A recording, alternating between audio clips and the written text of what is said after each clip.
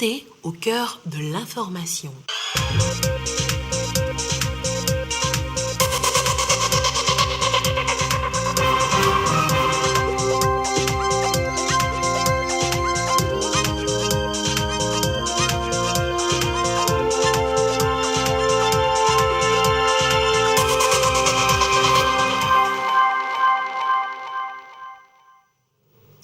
Il est l'heure du journal sur la télévision togolaise. Madame, Monsieur, bonsoir. Et voici les titres de cette édition. L'économie des pays d'Afrique doit être résiliente face à la crise de la Covid. Pour cela, des réformes sont plus qu'indispensables dans la gestion des finances publiques. Et la question est justement au cœur d'une conférence ouverte depuis ce matin à Lomé. Le compte rendu dans ce journal. L'égalité des sexes et les mêmes droits pour tous au sein des forces armées togolaises. C'est l'objectif d'un projet démarré officiellement ce mardi à l'état-major général des forces armées togolaises. Le contenu dans ce journal. Et puis, que dit concrètement le décret sur la réglementation des garanties de loyer et de bail d'habitation au Togo et comment le mettre en œuvre? Les acteurs de l'immobilier ont rencontré à cet effet le ministre en charge de l'habitat et de la réforme foncière ce mardi. Le compte rendu à suivre dans cette édition.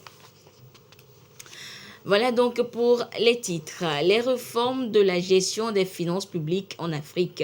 Il en est question depuis ce matin lors de la conférence qui réunit des experts comptables et des comptables des trésors publics d'une trentaine de pays d'Afrique francophone. Ils tablent sur l'importance de ces réformes pour aider l'économie des pays à faire aisément face aux difficultés engendrées par la crise liée à la Covid-19. Le compte rendu avec Clarisse Atticlé. L'un des secteurs les plus gravement touchés par la crise sanitaire du Covid-19 est celui des finances. Avec la Fédération panafricaine des experts comptables d'Afrique, PAFA, des initiatives se prennent pour engager des réformes en vue de la résilience des économies de ces pays membres.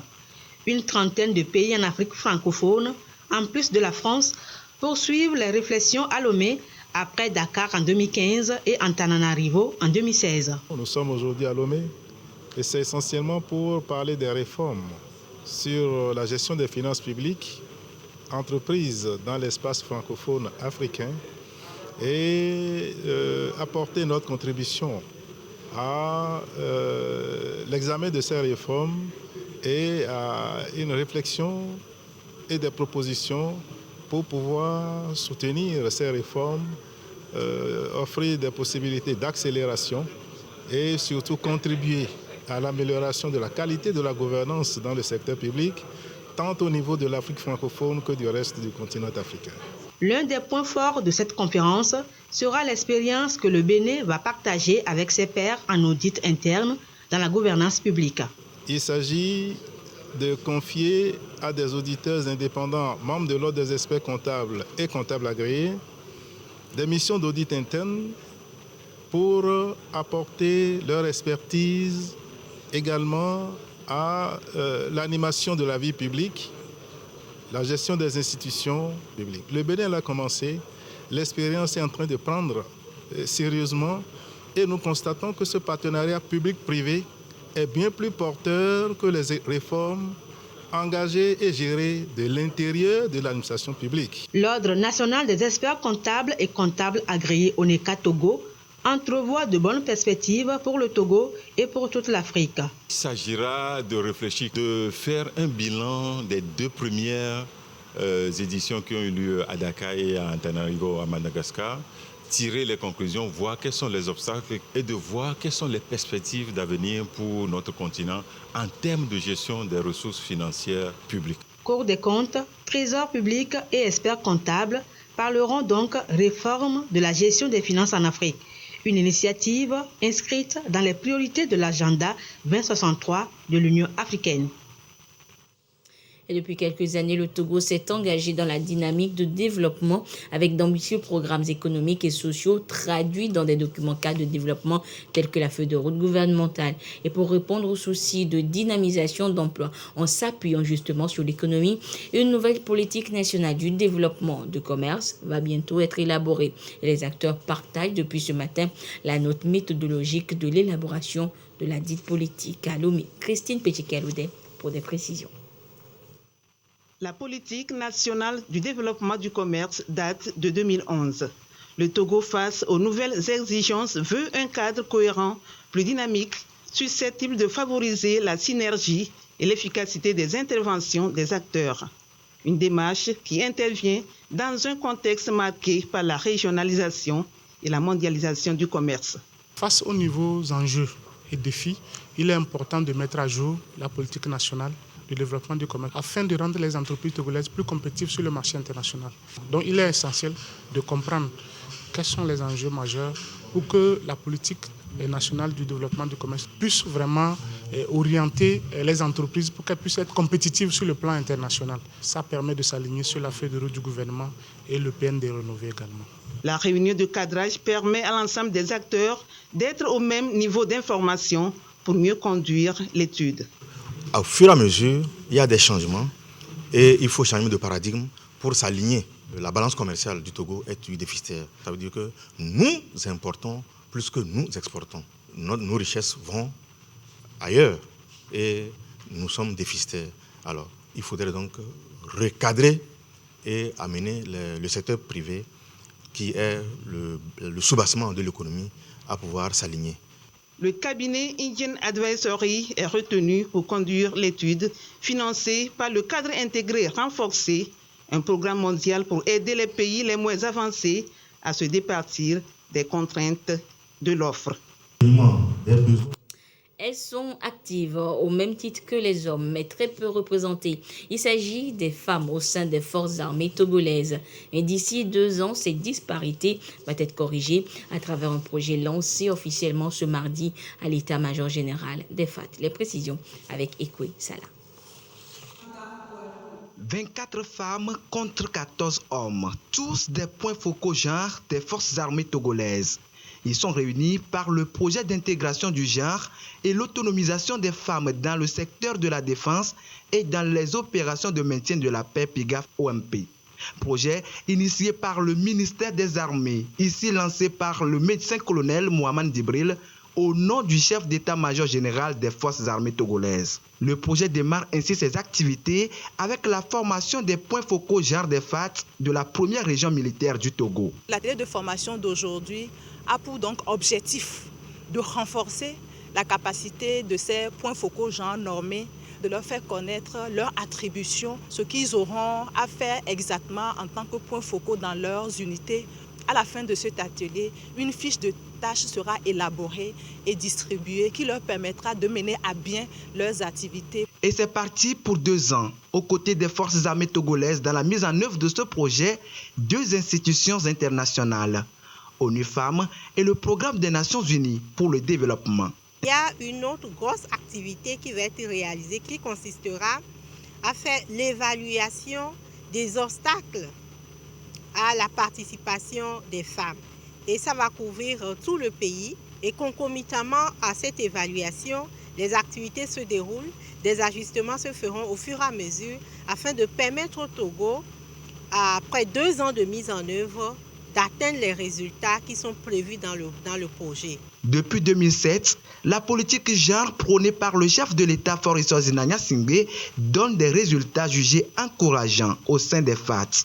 Ce nouveau projet devra aider à les améliorer. Le projet a été initié pour réduire les disparités liées à la représentativité des femmes, tant sur le plan numérique que sur le plan de la prise de décision, et à encourager leur déploiement dans les opérations du maintien de la paix. Mesdames et messieurs, les points focaux genre, eu égard aux responsabilités qui sont les vôtres, vous conviendrez avec moi que le succès du projet d'intégration du genre et d'autonomisation des femmes dans les opérations du maintien de la paix dépendra en partie de l'efficacité de nos réunions. De 4,89% actuellement, l'effectif des femmes au sein des forces armées togolaises devra atteindre les 10% d'ici à la fin du projet. Leur déploiement dans les opérations de maintien de la paix, 14,62% à l'horizon 2023. Un objectif clairement défini par le ministère des Armées sous la directive du chef de l'État Foresos Nanya Singbe, chef des armées. Direction à présent Kusuntu dans Tchamba 2 où des violences intercommunautaires ont éclaté il y a quelques jours entre autochtones et Peuls. La raison, le viol d'une dame et des émissaires du gouvernement étaient sur les lieux pour apaiser les tensions. Le compte rendu avec Désiré Aloy. Dans la nuit du 4 au 5 février 2022, un conflit intercommunautaire éclate entre Peuls et les autochtones dans le village de Monidé. Violence qui s'est répandue rapidement à Nkonyo et à Moutou, puis 3 autres villages environnants emballés à Kusuntu, dans Tchamba 2. Violence suite au meurtre après viol de Dame Aficholo, 30 ans, à Monidé. Réaction violente sans preuve établie des villageois qui ont incendié 25 cases de Peuls et ont abattu 101 bœufs. On relève également une personne disparue et des blessés. Incident malheureux qui a fait 333 Peuls déplacés, parmi eux 161 enfants. Réaction prompte du gouvernement togolais pour prendre soin des victimes regroupées sur 2 sites à Kusuntu et à Kouloumi. Situation d'urgence, le ministre de la Sécurité et de la Protection civile et son collègue en charge des transports au nom du chef de l'État ont fait le déplacement de Kusuntu pour échanger avec les communautés sur ce comportement regrettable dans l'objectif d'œuvrer à arrêter l'hémorragie. Le Crimée a condamné la bataille des bœufs également. Et on ne doit pas se faire justice. Nous avons exhorter la population à aider plutôt les forces de défense et de sécurité à démanteler cette bande de criminels. Le ou les auteurs de ce crime fâcheux qui ne doit pas exister dans notre communauté. Au lieu de se mettre à abattre les bœufs, ce n'est pas la solution. Donc nous avons dit aux uns et aux autres, chacun doit contribuer à ce que la paix que nous avons dans notre pays perdure. Aujourd'hui, la situation n'est pas rose dans d'autres pays et nous ne devons pas souhaiter que ça nous arrive. Il y a un incident, les autorités sont là pour situer les responsabilités. On ne se fait jamais justice. Donc je pense que nous avons été compris. Personne n'a le droit de se faire justice, ont rappelé les membres du gouvernement aux populations conviées à la clôture de la paix, l'acceptation de l'autre, le vivre ensemble. On était vraiment dépassés, nous les Peuls, nous étions vraiment dans la panique, dans un gouffre total. On ne sait pas où dormir, nos bœufs sont tués, vraiment c'est alarmant, mais on s'est retenu de ne pas aussi tuer ceux qui sont en train de tuer nos bœufs, parce qu'on ne peut pas agir comme ça. Maintenant, avec cette sensibilisation, nous allons retourner pour vivre en paix et en collaboration avec nos peuples frères ici à Kusuntu. Franchement, maintenant, c'est la couleur qui nous a amené tout ça là. Au retour, maintenant, on serait réconcilié avec les Peuls. Dans notre canton, à Kusuntu aussi, ça ne va plus se répéter. Les communautés ont promis plus jamais ça. Les forces de sécurité s'activent à retrouver le ou les auteurs du meurtre après viol. Les ministres Yak Damham et Acha Deji, dans la maison mortuaire, ont, au nom du chef de l'État, présenté leurs condoléances à la famille éplorée et leur compassion aux victimes sur les sites des déplacés à Kusuntu et à Kouloumi. Ils ont remercié les populations pour leur sens élevé de solidarité. Dans la perspective d'une déconcentration progressive des services de la direction de la nationalité togolaise, du ministère de la Justice et de la législation, ce en vue du rapprochement de cette administration des usagers, le gouvernement a initié un projet d'installation du matériel de duplication des certificats de nationalité dans les régions et préfectures de notre pays. La première étape de la mise en œuvre de ce projet concerne les chefs-lieux des régions et des préfectures suivantes: Agouanivé, Lac, Vaud, Dagne, Kloto, Balou, Agné, Blita, Bassar, Oti et Pendjal. La deuxième étape prendra en compte les autres préfectures. À ce jour, le projet est entré dans sa phase opérationnelle avec l'installation des machines dans les préfectures du Golfe et d'Agouanivé. pour tester l'efficacité et la performance des nouveaux outils de duplication installés. Les populations de Lomé et de ses environs sont invitées à adresser également leurs demandes de duplicata de nationalité au service administratif de la justice établi sur les 2 sites des préfectures d'Agoué et de Golfe. Le ministre de la Justice et de la Législation remercie les vaillantes populations pour leur sens d'écoute et d'accompagnement pour la bonne marche de l'institution de la justice. C'est un communiqué donc du ministre en charge de la justice, Kokouvi Agbetomi.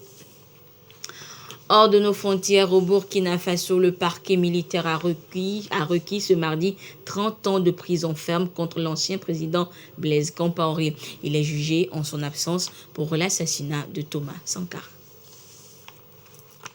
Ce mardi, le parquet militaire a débuté son réquisitoire dans le cadre du procès de Thomas Sankara. Suspendu après le coup d'état militaire du 24 janvier, le procès avait repris le 2 février avec les plaidoiries des parties civiles qui se sont achevées lundi.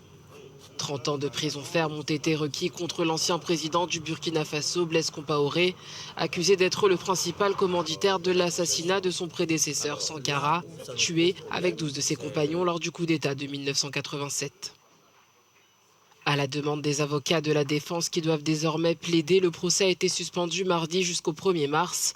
Avant cette suspension, le parquet militaire a demandé au tribunal de reconnaître Blaise Compaoré coupable d'attentat à la sûreté de l'État, de recel de cadavres et de complicité d'assassinat. Hyacinthe Kafando, ancien commandant de la garde de Blaise Compaoré, autre grand absent de ce procès, encourt lui aussi 30 ans de prison. Outre ces 2 absents, 12 autres accusés étaient présents pour le procès. L'écrasante majorité a plaidé non coupable. S'agissant du général Gilbert Diendéré, seul principal accusé présent, 20 ans de prison ferme ont été requis. La faim menace près de 13 millions de personnes dans la Corne de l'Afrique. La cause, une grave sécheresse sans précédent. Les organisations internationales tirent la sonnette d'alarme et les populations elles-mêmes appellent à l'aide. 13 millions de personnes au Kenya, en Somalie et en Éthiopie souffrent gravement de la faim, alors que la Corne de l'Afrique connaît sa pire sécheresse depuis des décennies. Le programme alimentaire mondial sonne l'alarme sur la situation dans la sous-région. La sécheresse a détruit les cultures et provoqué une mortalité animale anormalement élevée, obligeant les familles rurales à abandonner leur foyer. Nous n'avons pas eu les 2 dernières saisons des pluies, nous n'avons jamais connu cela avant. Il n'y a que des tempêtes de sable et nous avons peur qu'elles nous recouvrent tous. L'aide alimentaire est distribuée dans les zones arides du Kenya, de l'Éthiopie et de la Somalie, où quelques 13 millions de personnes risquent de souffrir de la faim au premier trimestre de 2022. Après 3 saisons des pluies ratées, la Corne de l'Afrique est au cœur d'une grave sécheresse qui touche jusqu'à 13 millions de personnes. Le sud de l'Éthiopie, le nord du Kenya et la Somalie sont touchés. Le bétail meurt, les récoltes sont mauvaises et les populations sont contraintes de quitter leur foyer. Selon le PAM, 327 millions de dollars sont nécessaires pour répondre aux besoins immédiats lors des 6 prochains mois et aider les communautés rurales qui vivent de l'élevage et de l'agriculture à devenir plus résilientes face aux chocs climatiques récurrents.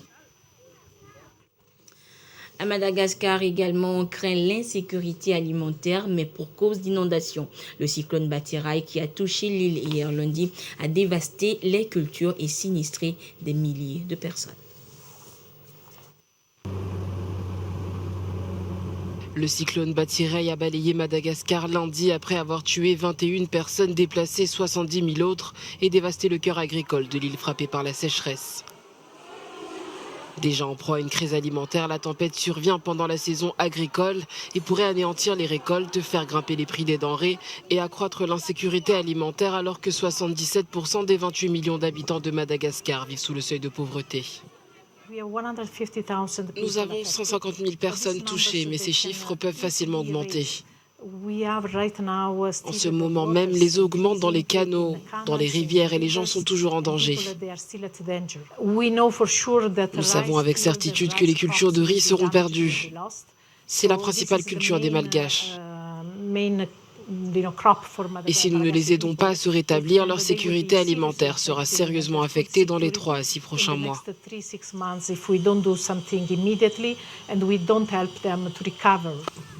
La tempête a épargné la capitale Antananarivo et le principal port de l'île Tamatave, ce qui a permis de réduire considérablement le nombre de morts.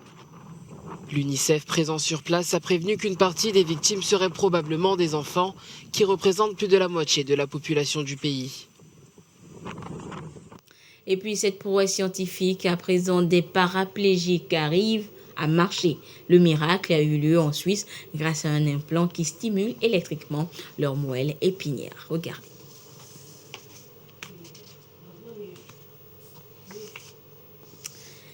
Quelques soucis techniques, donc je parlais de cette prouesse scientifique des paraplégiques qui arrivent à marcher, et la prouesse ou le miracle est venu de la Suisse et grâce à des scientifiques qui sont parvenus à implanter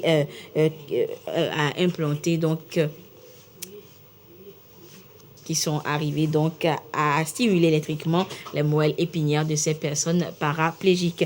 Eh bien, nous reviendrons sur cette prouesse dans nos prochaines éditions. Et santé toujours avec, sur le plan national, la situation de la pandémie au nouveau coronavirus Covid-19. À ce jour du mardi 8 février 2022, la situation se présente comme suit. Le nombre de cas confirmés s'élève à 36 612 cas. 7 nouveaux cas enregistrés depuis hier. Le nombre de personnes guéries est de 34 112. 110 nouveaux cas enregistrés depuis hier. Le nombre de cas actifs s'élève à 2230. Le nombre de décès est passé à 270. Un nouveau décès a malheureusement été enregistré depuis hier. Et c'est un communiqué du ministre en charge de la Santé, professeur Moustapha Mijiawa. Des assises donc ce mardi à Lomé entre les acteurs intervenant dans le secteur de l'immobilier et les responsables du ministère de l'Urbanisme, de l'Habitat et de la Réforme foncière. La préoccupation au centre de cette rencontre, c'était donc le décret portant réglementation de la caution, de la garantie de loyer et du bail d'habitation. Et l'objectif donc de la rencontre était de permettre aux différents acteurs réunis de s'imprégner et de s'approprier le contenu du dit décret pour une meilleure application et vulgarisation sur le terrain. Nous reviendrons donc en détail sur cette rencontre de vulgarisation du décret sur la réglementation de loyer et caution au Togo dans nos prochaines éditions. Le Conseil des ministres s'est réuni hier lundi du côté de Pia dans la Cosa. Et après donc le compte-rendu du Conseil des ministres, la conférence de presse a suivi. Et je vous propose ce soir de suivre l'intégralité de cette conférence de presse. Monsieur le ministre, le gouvernement a examiné ce matin l'avant-projet de loi relative à la police des étrangers en République togolaise. Quel rôle cette loi va-t-elle jouer et quelles sont les innovations apportées aux dispositions antérieures? L'avant-projet examiné aujourd'hui par le Conseil des ministres vise d'abord à actualiser les conditions de l'entrée, pour le séjour et éventuellement pour pouvoir travailler dans notre pays. Il faut d'abord noter le contexte.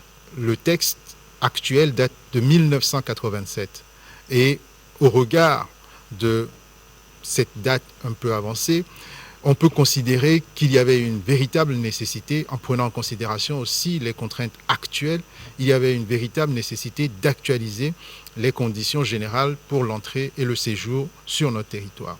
Le texte que le Conseil des ministres a examiné aujourd'hui propose d'abord de regarder de façon attentive les différentes catégories d'individus qui rentrent sur le territoire et en fonction de ces catégories, de fixer les conditions pour l'entrée et le séjour sur notre territoire.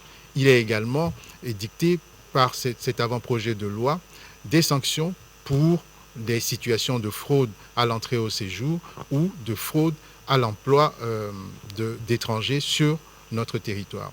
Une avancée très importante qu'il faut noter sur ce texte, c'est la volonté du gouvernement de dématérialiser le processus de demande et d'établissement du visa et de la carte de séjour. Cette loi va permettre, avec les textes d'application, de proposer à ceux qui souhaitent rentrer sur notre territoire de pouvoir effectuer toutes les formalités en ligne afin de pouvoir obtenir en retour non seulement le visa, mais également le titre de séjour. Jean de Dieu Mogoré, Radio Cosa FM. Ma préoccupation est de savoir en quoi ces nouvelles dispositions vont-elles renforcer l'attractivité du Togo en tant que destination pour les touristes. Vous savez, pour un État, la facilité de déplacement des individus en son sein et vers cet État est un élément d'attractivité non négligeable. Et pour un État comme le nôtre qui vise à se positionner comme un hub logistique d'excellence, il est très important de créer les conditions pour que les titres de circulation, les documents d'entrée et de séjour sur notre territoire puissent être obtenus de façon sécurisée, mais très rapidement. Donc, cette loi, à travers son opérationnalisation, va permettre aux différents services qui sont sur la question de la délivrance de ces documents de pouvoir travailler plus rapidement, plus efficacement et tout en conservant le niveau de sécurité que nous avons d'ores et déjà. Donc en termes d'attractivité, pour nous, aller vers la dématérialisation est un élément décisif pour faciliter l'entrée, le séjour, la circulation d'éventuels investisseurs, d'éventuels touristes aussi sur notre territoire. C'est Adi Jean de Radio Tabala.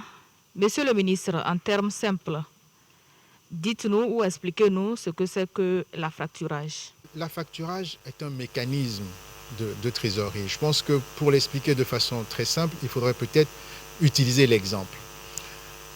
Prenons l'exemple d'une société A qui a vendu des biens et services à des clients qui n'ont pas payé.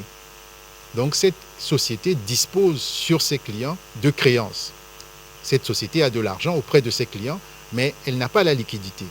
Or, dans son activité de tous les jours, la société a besoin d'argent liquide pour continuer à exercer.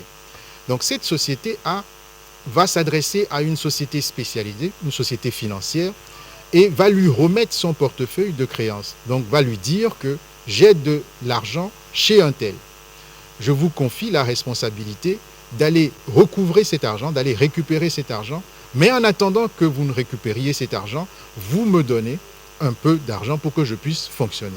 Donc l'affacturage est une opération triangulaire qui met en jeu trois personnes, on va dire, la société qui détient les créances, le client et la société d'affacturage. Donc l'on va remettre à la société d'affacturage des créances, à charge pour cette société d'aller recouvrer, mais en attendant, cette société d'affacturage va mettre à disposition de la liquidité pour que la société puisse continuer à fonctionner. Évidemment, la société d'affacturage va se rémunérer sur cette opération et l'intérêt de l'opération, c'est que les sociétés qui ont des difficultés à aller emprunter de l'argent dans le circuit classique financier peuvent s'adresser à une société d'affacturage qui, elle, va leur mettre à disposition de l'argent pour fonctionner.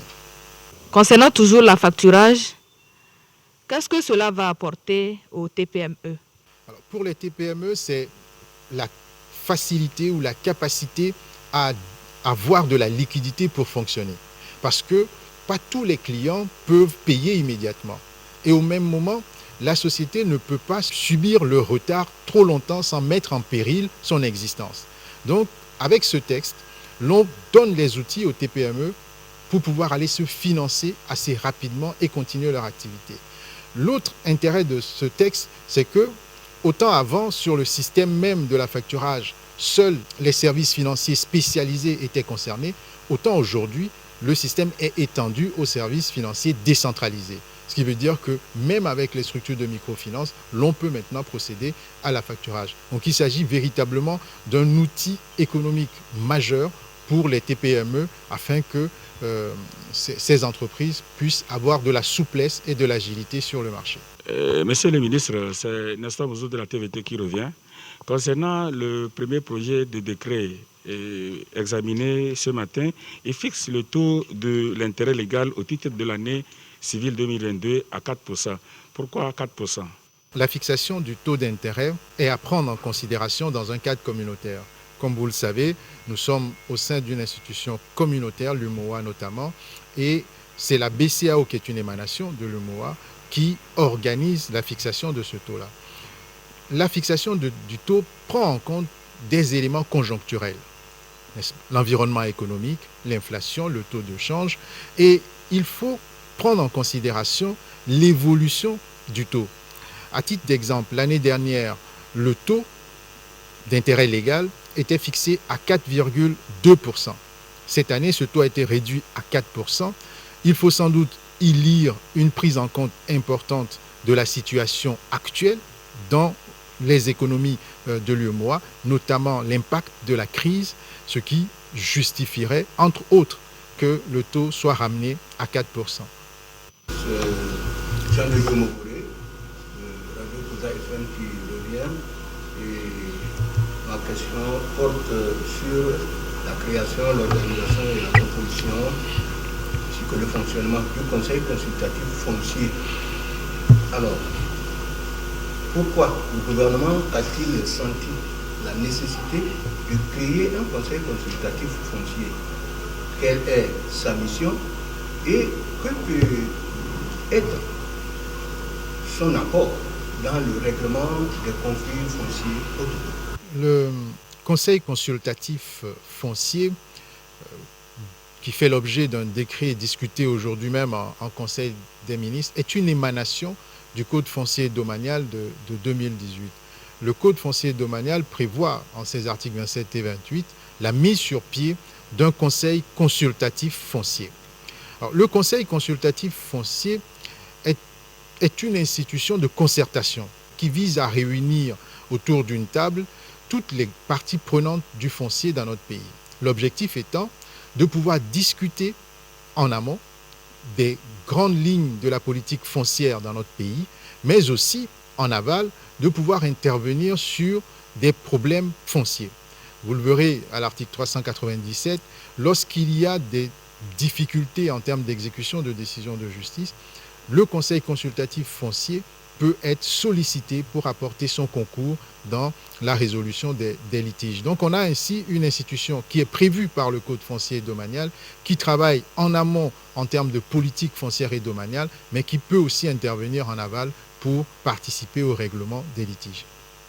C'est toujours Adi Jean de Radio Tabala. Monsieur le ministre, pourquoi le gouvernement a senti la nécessité de créer cette direction de la planification des statistiques et du suivi et évaluation dans tous les ministères? La création de cette direction dans tous les ministères, il faut le préciser, parce que dans certains ministères, la direction de la planification existait déjà.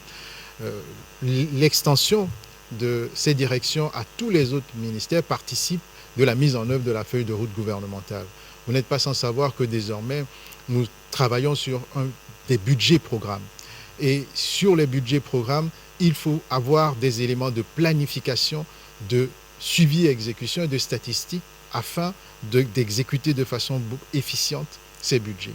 Donc, en droite ligne avec la feuille de route gouvernementale, il s'imposait d'avoir des directions dédiées à la planification afin tout simplement d'optimiser la gestion des budgets, notamment la consommation des budgets mis à disposition, et d'avoir une vue globale et intégrée de l'exécution de la feuille de route gouvernementale. Et voilà, ainsi se referme cette édition. Merci de votre fidélité à la télévision togolaise et merci à tous ceux qui nous ont suivis, notamment du côté de Pia dans la Cosa. Bonsoir.